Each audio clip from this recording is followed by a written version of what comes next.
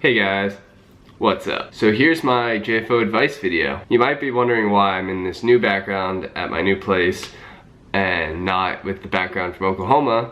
Well, I made this video before, but somehow it got lost or deleted or something, so I'm remaking it. I have all the notes that I wrote down before about what to talk about and the advice to give and everything, so it's still fresh. It's still from, the day I took the test. It's just I'm re-saying it now. Alright, so the JFO test.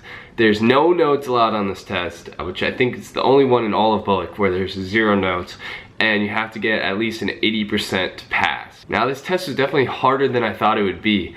All the fire sport instructors really played it down. They're like, oh, nobody ever fails it. Study, but don't really worry about it. You're pretty much done with BOLC, all this stuff.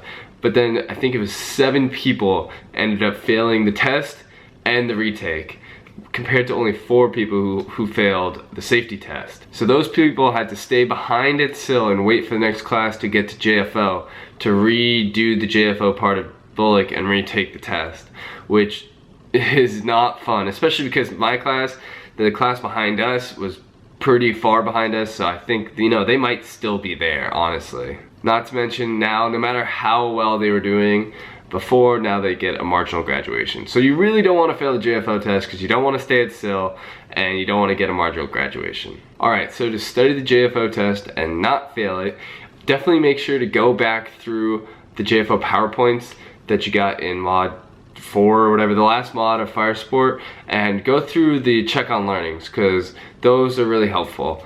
And make sure also to go through some of the JFO stuff you got in mod 1.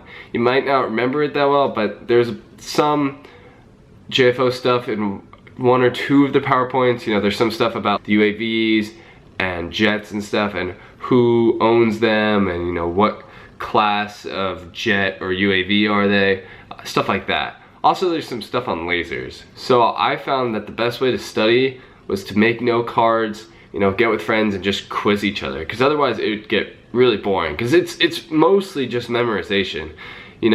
If you're doing well on the JFO sims, that'll definitely help you, but you still need to study, or you could fail, because it's, a couple wrong answers, and next thing you know, you have to retake it, and if you retake it, you're really nervous because you don't want to fail again, and next thing you know, you're stuck at SIL for a while. So, make some note cards, get some friends, quiz each other, stuff like the bomb chart and the check on learnings and, all the stuff like that. All in all, don't freak yourself out about it because, 7 people out of my class of I think at that point we had about 100 left.